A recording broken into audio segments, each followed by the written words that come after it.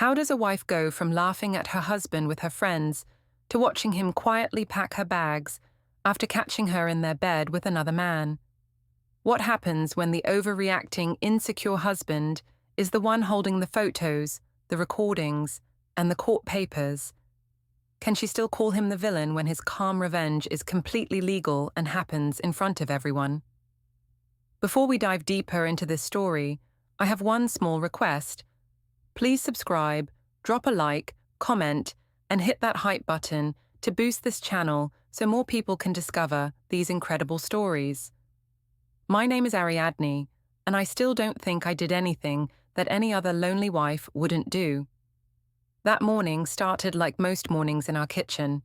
The light was pale and cold. The radio played soft music that I was not really hearing. I stood by the counter with my coffee, scrolling my phone, while my husband Gavin fried eggs and cut toast into neat little triangles, like he always did for our daughter. He asked why I came home so late the night before. I said I had extra hours at the clinic, and then went for a quick drink with friends. He asked who was there. I said it was just the girls from work, and maybe 1 or 2 people from the gym. I did not mention Luca. Why should I?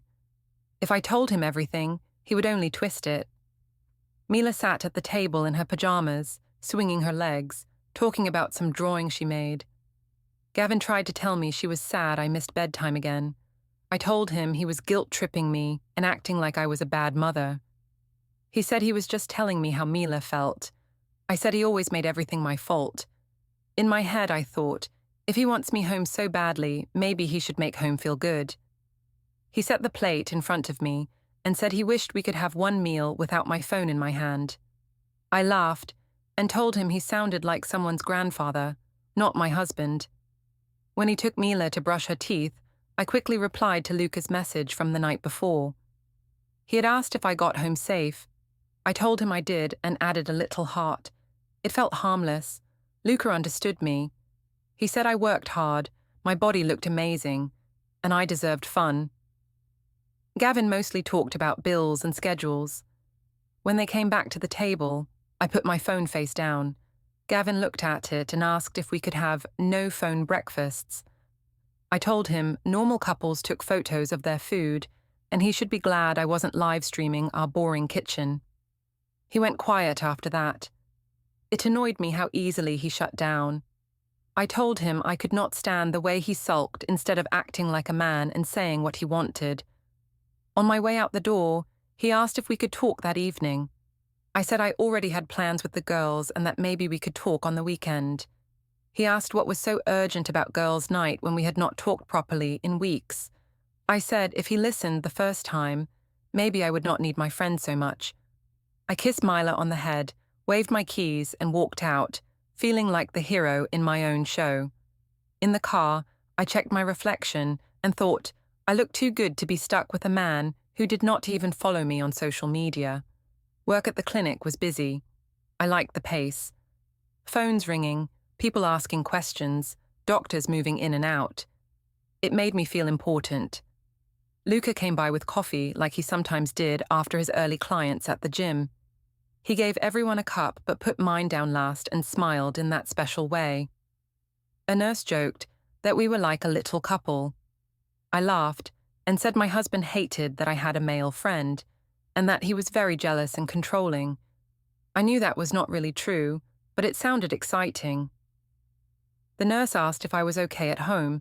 I said I was fine, just married to a man who wanted to own me. It was not fair, but it made me feel powerful to say it. After work, I went straight to the rooftop wine bar to meet Jody and my sister Nora. The sky was soft pink, and the city lights were starting to blink on. I loved that place. The music, the photos, the feeling of being above everyone. We ordered a bottle and some snacks. Nora asked where Gavin was. I said he didn't like fun and preferred to sit alone with his computer. I told them he complained I went out too much, that he always asked where I was and with whom. Jody rolled her eyes and said he sounded controlling. I agreed and said if I wanted a prison, I would have broken a law instead of getting married. We took selfies, clinked our glasses, and made jokes about men who did not know how to handle independent women. I posted a story with the caption, "Married to my personal security guard, send help." I used a photo I had taken of Gavin a few days before, standing in the doorway with his arms crossed, just looking at me. It looked like he was angry, but he had only been asking if I wanted tea. The story made him look like a guard checking on his prisoner. Messages started to come in from followers. People sent laughing emojis and little red flags. It gave me a rush. I said to the girls that respect follows results, and I had results. I looked good. I had a job. I had options. Why should I bow to a man who did not even try to understand me? Later in the evening, Gavin texted asking what time I would be home. I showed the message to Nora and Jody and said he checked on me like a parent waiting for a teenager. They told me to ignore him and enjoy my night. I replied that I did not know and that he should not wait up. He asked if I could please not drink too much because he needed help with Mila's school project in the morning. I told him he always tried to control my body and that I was not his patient. I could feel myself winning in that moment, even though there was nothing to win. Close to midnight, I sent Gavin another message, asking if he could pick me up since I didn't feel like paying for a car. When he arrived at the rooftop bar entrance, I made him come up instead of waiting downstairs. He stepped out onto the terrace in his work shirt, a bit wrinkled, with that tired look he got after a long day. Jody and Nora waved and called his name. I wrapped an arm around his shoulder and joked loudly that my personal Uber had arrived and that he needed to check my location, like he always did. Everyone laughed. He tried to smile, but his eyes looked small and tight. On the way home, the car felt heavy with silence. He said he felt like I was making fun of him.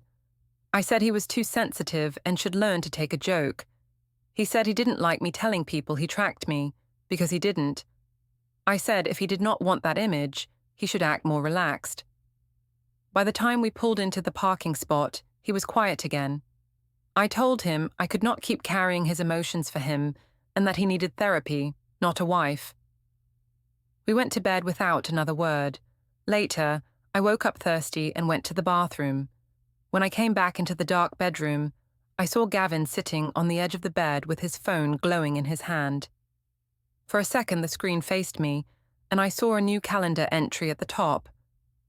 Downtown 11:20 a.m. Personal. Then he locked the screen and lay down without saying a thing. The next day at the clinic, I decided I was going to prove to myself that I wasn't crazy. I told myself that Gavin's secret calendar thing was probably some boring appointment, but a small part of me wondered if he was planning something behind my back. And honestly, if he was, then anything I did was fair. I arrived a bit late to work, as usual. The waiting room was already busy. Phones were ringing. Patients were filling forms. I slipped behind the reception desk, put on my name badge, and smiled like nothing in my life was wrong. Inside, I felt restless. I kept checking my phone, waiting for a message from Luca. When it finally buzzed, he asked how my favorite married rebel was doing. I told him I was tired and underappreciated. He answered that any man who had me and still made me feel that way must be blind. A nurse nearby asked who made me smile like that. I laughed and said it was just a friend who actually listened when I spoke. She asked if things were okay at home. I said my husband was the kind of man who thought giving me a roof and money was the same as giving me love. I knew it sounded harsh, but it was easier to call him cold than to look at how I had changed. Around mid-morning, Luca came by with a tray of coffees. He did that sometimes, for the staff who worked early. He handed them out one by one, then leaned on the counter near me. He asked if Gavin had complained about us hanging out again. I told him Gavin didn't like me having male friends, and acted like I was cheating if I had a simple drink after work. A patient sitting nearby looked up when I said that. I did not mind. It made my story sound more serious, more dramatic. One of the doctors walked by and joked that Luca and I were trouble. I laughed and said my husband watched my location, like I was under house arrest. People laughed. Someone asked if I was joking. I shrugged and said, sort of, in that way that makes people think there is more going on. In reality, Gavin had only once asked me to share my location when I took a taxi late at night, but telling it, as he tracks me, made me feel like a heroine in a messy love story, not a boring wife. At lunch, I went to the break room with the other receptionists. They asked about the rooftop bar. Nora had tagged me in some story calling me too hot for prison marriage. I showed them. They laughed, and one of them said, Gavin must be really insecure if he couldn't handle jokes. I told them he asked me not to post about him, and I called it controlling. They nodded. It was easy to get people on my side when they didn't hear his side. After my shift, I headed to the gym. The place smelled of rubber and sweat and cheap deodorant. I liked the mirrors, the music, the way my body looked when I moved. Luca spotted me and waved. He asked how work had gone. I said it was fine, but that my husband texted me twice, asking what time I would be home, like I was his employee. Luca shook his head and said no woman should be monitored like that. I agreed and told him I was tired of explaining that I needed space. In the locker hallway, Gavin suddenly appeared with Mila. I had forgotten I'd told him he could bring her by one day so she could see the gym. He stood there in his plain shirt and jeans, holding her little backpack. Mila ran to me and hugged my legs. He said he thought it would be nice if she watched me for a bit. I smiled stiffly.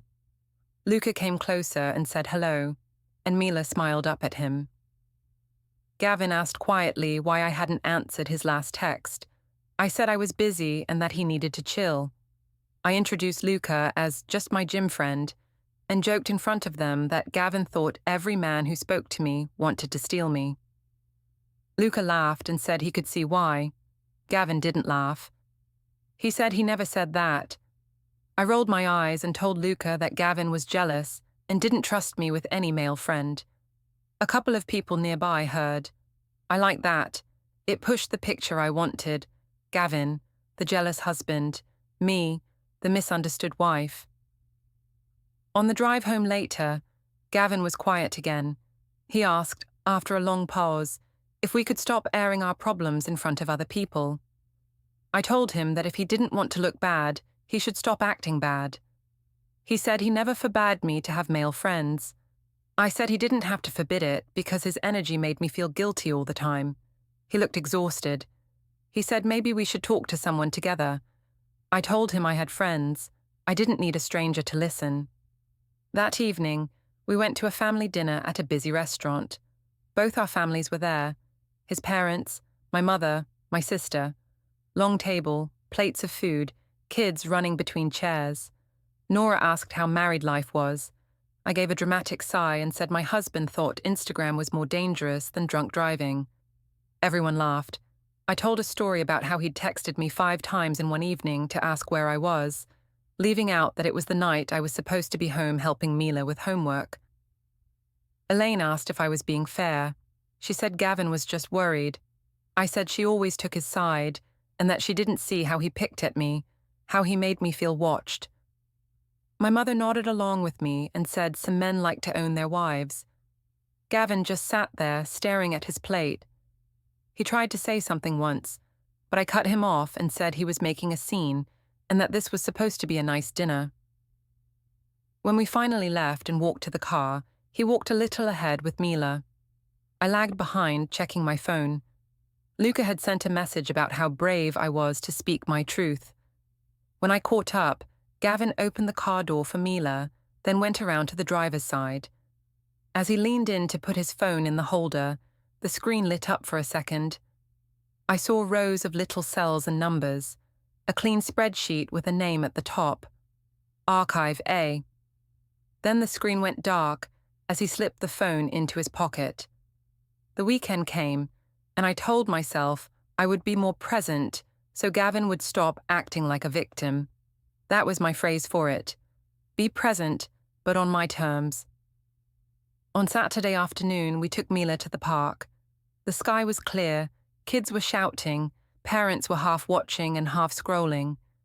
It looked like one of those perfect family days people post online. I sat on a bench with my bag, phone in my hand, while Gavin pushed Mila on the swings.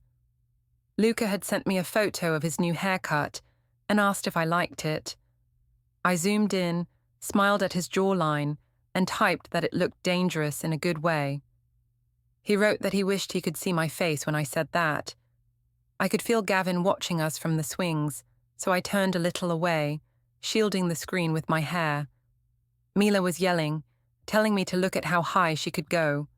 I waved at her without really lifting my eyes. After a while, Gavin walked over and sat on the far end of the bench. He didn't sit close. That annoyed me too. He said maybe I could put my phone away for a bit and just be with them. I said I was with them. I was right there.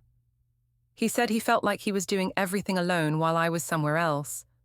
I laughed and told him he was being dramatic and that every mum I knew checked her phone at the park. He said he didn't care about other mums. He cared that Mila had to shout 3 times for me to watch. I hated when he said things like that, because they were too close to the truth. I told him he was making me feel like a criminal just for texting a friend. He asked if this friend was Luca. I raised my eyebrows and asked if he was spying on my messages now. He shook his head and said he wasn't. He just saw the name pop up and the way I hid my phone. I told him it was disgusting that he watched me like that and that he was the one with the problem, not me. On the way back to the car, he walked with Mila while I stayed a few steps behind, scrolling. I sent Luca a quick message, saying Gavin was having another jealous meltdown and that I was so tired. Luca wrote that I deserved better. It felt good to have someone agree with me without question. That evening, we went to his parents' house for dinner. Elaine had texted earlier in the week, saying she wanted to see Mila and us together. I thought it would be another chance to show everyone how hard my life was. Their living room always smelled like old books and soup. Family photos covered the walls. Gavin's baby pictures, school portraits, a few of our wedding. We sat around the table while Elaine brought out food. She asked gently if things were okay with us. She said she had seen some of my posts and was a bit worried. I lifted my chin and told her I was just making jokes, but that if she wanted to know, I felt like Gavin was always checking on me, asking where I was, acting like I was doing something wrong any time I left the house. Gavin tried to say he just wanted to know when I would be home so he could plan around Mila. I cut him off and said he was making everything sound nicer than it was. Elaine looked from him to me. She said she didn't think it was kind to post about him like a guard or a stalker. I felt attacked. I told her she had no idea what it was like to be married to him now, that he picked at me for every little thing, and that I was walking on eggshells in my own home. That phrase always worked. People hated the idea of eggshells. Gavin looked hurt and confused, which only made me more angry. I told Elaine that just because he was her son, she didn't get to rewrite my feelings. Peter cleared his throat and asked Gavin if he was happy. Gavin said quietly that he didn't know anymore. I was annoyed he said that in front of everyone. It made me look like the one who had failed. I jumped in and said I was the one who wasn't happy because living with someone who constantly questioned me was exhausting. My phone buzzed in my lap. Nora had sent a meme about men who think they own you. I took it as a sign. Elaine tried once more to calm things down. She said maybe we should both watch what we shared in public and talk more in private. I told her that was exactly the problem. No one listened when I spoke in private, so I had to speak where people heard me. My mother, who was there for dessert, nodded and said that my generation wasn't going to stay quiet in unhappy marriages. The room felt split, like a line down the middle of the table. After dinner, Mila fell asleep on the couch with a blanket.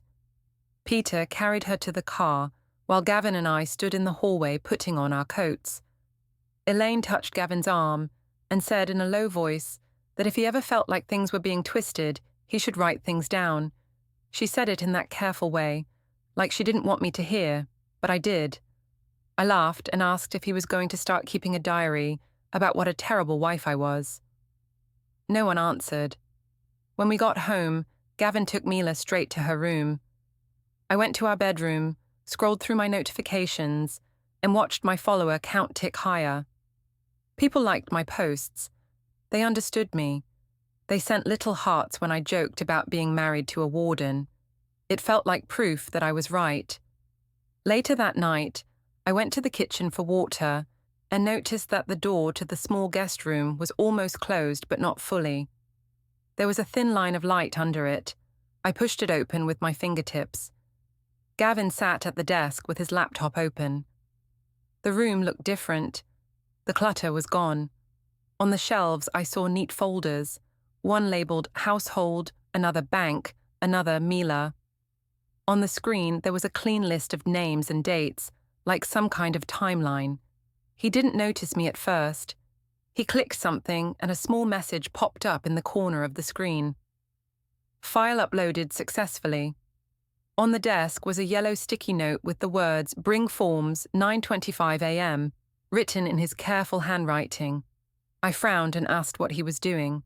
He closed the laptop halfway and said it was just organizing, that he needed to get things in order. I rolled my eyes and told him he was being dramatic again, acting like he had to prepare for disaster instead of just talking to his wife. He said he had tried to talk many times. I said he only ever tried to tell me what to do. He looked tired and older in that small light. For a second, I felt a strange chill, like something was shifting, but I pushed it away.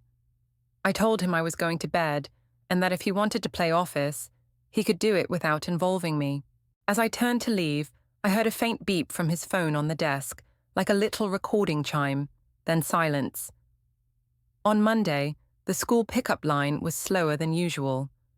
Cars moved forward in small jumps. Parents leaned on steering wheels. Some stood outside in little groups talking. I parked halfway down the street because I hated waiting in the official line. I preferred to walk up in sunglasses, coffee cup in hand, like I had somewhere better to be. 2 other mums were standing near the gate, talking about some birthday party. One of them waved when she saw me. She asked if Gavin was working late again. I laughed and said he was probably at home checking my location. They raised their eyebrows, interested. I said he was the kind of man who wanted a full report every time I left the house, and that if I took a different route home, he would ask why. It wasn't exactly true, but it sounded right in that moment. One mom asked if I was serious. I said I wished I was joking, but that he hated when I had male friends from work or the gym, and that he questioned me like a detective whenever a man's name came up. I could feel their sympathy, like warm light on my skin. One of them said that sounded exhausting and controlling. I agreed and said I was thinking about how much more I could take. It felt good to see the image of Gavin shift in their eyes from quiet dad to problem husband. Gavin's car pulled into the official line then. He had rushed from work because I'd texted that I might be late, even though I was already here. He got out and walked over to us. He asked why I told him I couldn't make pickup if I was already there. I said I decided to come last minute, and that he should be happy I cared enough to show up. I could tell he was annoyed, but trying to stay calm. One of the moms asked if he was joining us for the kids' event at the community hall that evening. He said he was, and that he was looking forward to it. I snorted and said in front of them that he didn't like crowds and would probably spend the whole time checking if I was behaving. He glanced at me, and I saw that small hurt look again. He said softly that he just wanted us to have a peaceful evening for Mila. I rolled my eyes and told the mums he always said stuff like that when he was really just worried I might talk to someone he didn't approve of. Mila came running out, backpack bouncing. She hugged Gavin first. That bothered me more than it should have. On the way back to the cars, he said under his breath that he wished I wouldn't talk about him like that to other parents. I said if he didn't want to look bad, he should stop acting bad. He said telling people he checked my location was not true.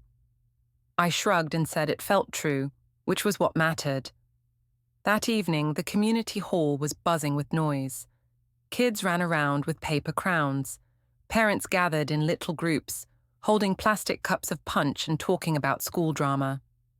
There were folding chairs in rows, a small stage with crooked decorations.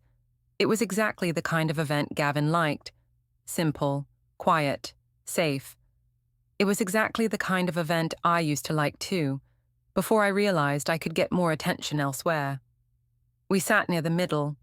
Mila went to practice a small song with her class at the front. Nora arrived with Jody, both dressed for a night out rather than a kids' show. They came over, hugged me, and made big eyes at Gavin, then turned their backs to him and started talking to me like we were in a club. Nora asked how my warden was doing. I said loud enough for a few people around us to hear that he had added a new trick, organizing files about me. They laughed. Jody asked what I meant. I told them about the folders I saw in the guest room. Household, bank, Mila, all neat in rows. I said he had sticky notes about forms, and that it felt like he was building a case instead of a marriage. I made it sound insane, like he was plotting something dark. Nora said that was a huge red flag and that I should start saving screenshots of everything he did. I nodded and said maybe I would.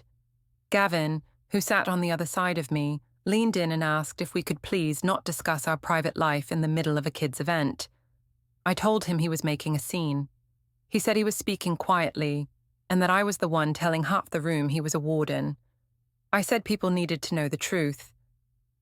He looked past me at Nora and Jody and said he didn't recognize us anymore. Later, when the kids sang, I caught him filming Mila with his phone. His face softened. Then, when I glanced at the screen, I noticed that after he stopped recording, he opened a note app where a list of dates and short phrases sat like a little secret language. He tapped something, then slipped the phone into his pocket. It was quick, but I saw it. It annoyed me that he was also keeping records now. That was my trick. During the break, Nora asked to see my messages with Luca. I pulled them up and showed her the flirty lines, the late-night check-ins, the heart emojis. Jody leaned over and gasped and said no wonder I didn't want to go home.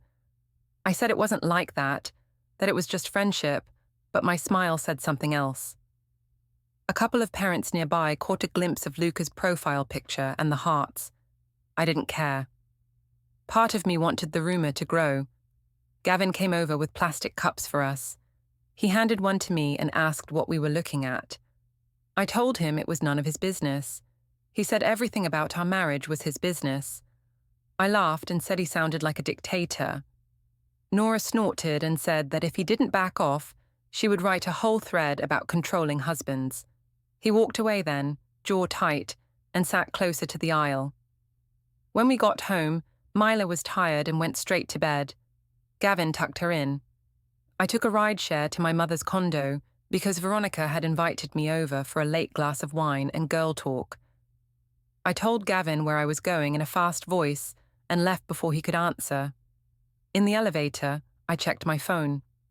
Nora had already posted a short video from the community hall, with my voice in the background joking about being monitored. The caption was something like, "When your man treats you like a suspect, not a wife." It was getting likes. At Veronica's place, I kicked off my shoes and stretched out on her sofa. She poured wine and asked what Gavin had done now. I told her everything, in my version. I said he had turned the guest room into a file room, that he took notes on his phone whenever we argued, that he had tried to stop me from even talking to my own sister. I left out the part where he had simply asked me not to share private fights in public. Veronica shook her head and said he sounded dangerous, like the type who smiled in front of others and then destroyed you slowly. She said I needed to protect myself. She told me to keep all the messages where he asked where I was, to save anything that made him look controlling. She said if things went legal one day, I would need proof. The word legal felt strange in my chest, but I pretended not to notice. As I got up later to use the bathroom, I saw my phone light up on the coffee table. A notification from Nora showed a new post, and under it, I noticed another notification from Gavin's shared calendar app on my tablet, still logged into his account from before. It said, "Meeting, personal, recurring." The next one was set for the following week. It did not happen all at once. It never does. It came in small pieces that I kept calling nothing. After that night at my mother's condo, when she first said the word legal, I started seeing Gavin differently. Every quiet moment felt like he was planning something. Every calm look felt like a threat. I told myself that if he was going to treat me like an enemy, then I might as well act like one. Over the next days, Luca and I messaged more. He asked if I was okay, said he didn't like how sad I looked when I left the gym. I told him I felt alone at home, that I was tired of being judged. He said I deserved to feel wanted. I agreed too quickly. When Gavin asked one evening if we could have dinner, just the two of us after Mila went to bed, I told him I had already promised to go to the gym. That was a lie. I hadn't, but I knew I could. At the gym that night, the music was loud and the air thick with sweat. Luca watched me while I moved. Between sets, he asked in a quiet voice how long I planned to stay in a marriage that made me feel small. I told him it was complicated, that Mila needed stability, that Gavin wasn't a bad man, just boring and controlling. Luca said men like that never changed, and that maybe I needed to choose myself. I liked the way that sounded. Choose myself. It made what I was doing feel like growth instead of betrayal. In the locker hallway, he stood a little too close. He asked if I ever got time alone, real alone, without Gavin, without family. I said not really, not in the way I wanted. He smiled in that soft way and said everyone deserved to be held without feeling judged. I felt my chest tighten. I told him maybe one day I would take him up on that. He said he would not say no.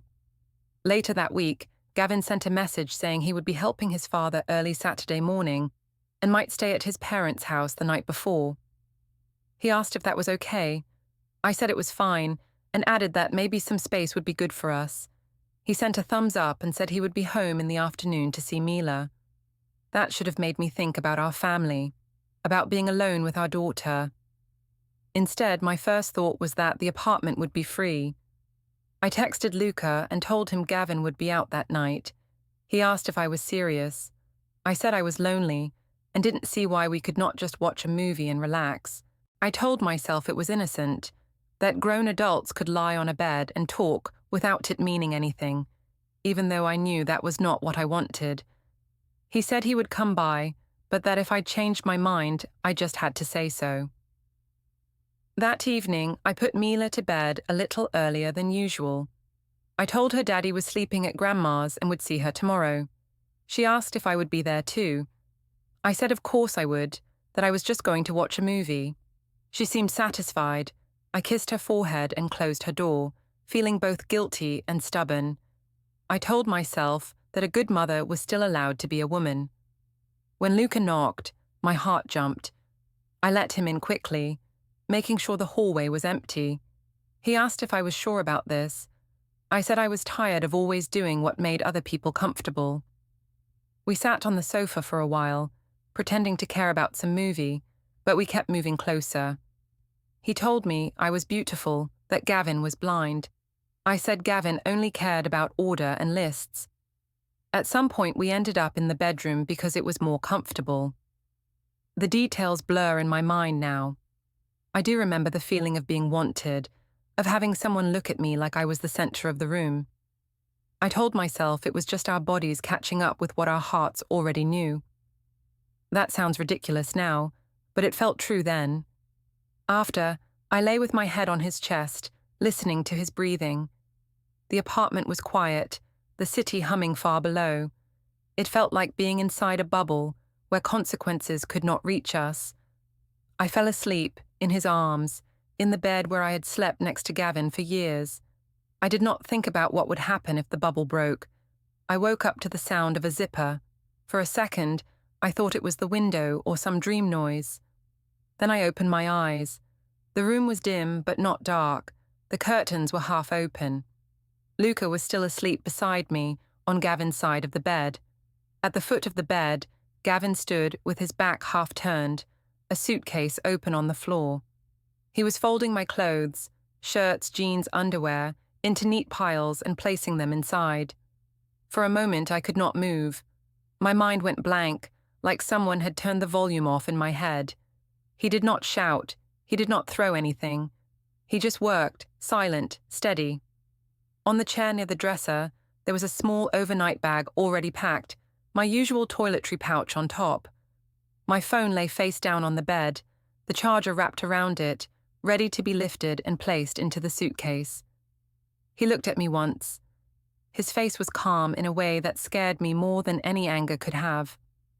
He asked if I could please wake Luca and ask him to leave. He said he did not want a scene in front of Mila when she woke up. His voice was low, almost gentle. I jolted Luca awake, muttering that Gavin had come home early.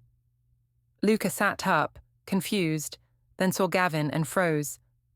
Gavin did not move toward him. He said he thought it was best if Luca left now and not come back. There was no threat in his tone, just finality. Luca murmured that he was sorry and that he did not mean to cause trouble. I wanted to scream at them both, to say something that would make me the one who had been wronged. Instead, I watched Luca dress in a rush and slip out of the room, avoiding Gavin's eyes. When the door clicked shut, I started to talk fast. I said this was not what it looked like, that we had just fallen asleep, that Gavin was overreacting.